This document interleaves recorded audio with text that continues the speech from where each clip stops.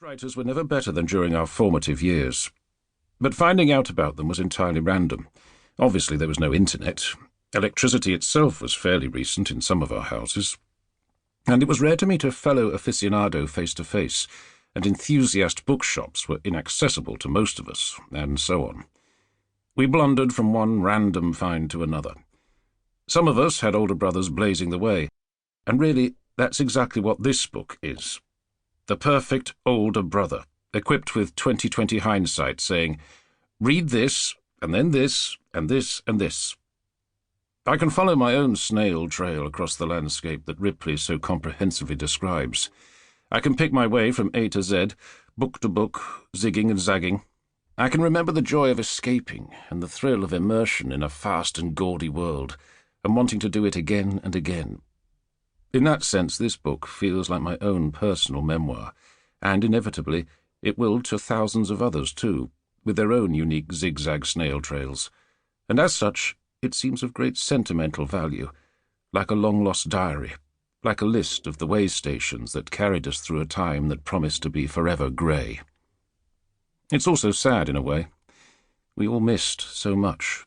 Zigging and zagging are all very well, but must always conspire to pass by most good things simply by the law of averages. But what's done is done. Instead, we should treat this book like a catch-up manual, and fill in what we didn't read the first time. Some of it might be really good. Some of it might recapture the feeling, which would be worth something. A book I might pay for, indeed. Lee Child, New York, 2016.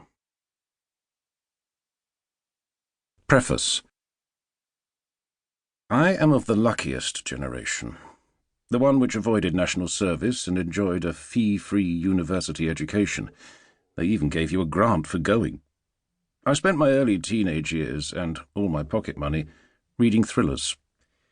It was the first half of the 1960s, and I could, by haunting second-hand bookshops, usually pick up 2, sometimes 3 recent paperbacks for the same price as a top 10 45 RPM vinyl single, which seemed a far better use of my limited disposable income. At least that was my thinking, until I discovered Girlfriends, and the Rolling Stones recorded Beggar's Banquet. I was brought up in a house where a large pile of library books, all fiction, were refreshed every fortnight. Even in a small coal-mining village in the West Riding of Yorkshire, there was a public library attached to the infant school, which was open 2 or 3 evenings a week, and allowed 4 books to be borrowed on each library ticket. My father was a voracious reader of westerns, while my mother's passion was for historical novels. I read thrillers, and I knew exactly what I meant when I said that then, although today I would differentiate and describe myself as having started out on adventure thrillers and then moved on to spy thrillers. Unlike many of my peers, science fiction did not entice, and detective stories or whodunits, to me, were stale and unappetizing, with the singular exception of Raymond Chandler. A thriller would offer excitement and almost certainly a connection to World War II. This was a familiar and important reference point, as the comic books I had been brought up on as a young lad did not feature Batman, Superman, or a Hulk, but soldiers, invariably British or Commonwealth troops, fighting on land, sea, and air against implacable German, inscrutable Japanese, and unreliable, if not cowardly, Italian foes. These 64-page book format magazines were published rather grandly as libraries. There was War Picture Library, Battle Picture Library, Air Ace Picture Library, and from a rival stable, Commando. They cost a shilling, 5p each, and were, as far as I could tell, being a bit of a military history buff, pretty accurate when describing the campaigns of World War II.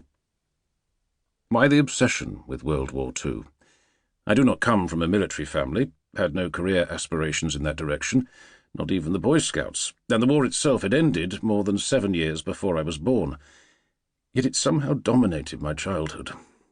The headmaster of my village primary school was a former Royal Navy Chief Petty Officer. The village priest had been a chaplain with the 14th Army in Burma.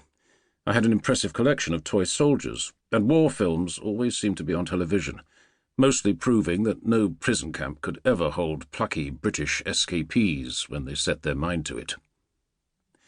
When the minor public school I attended took the revolution...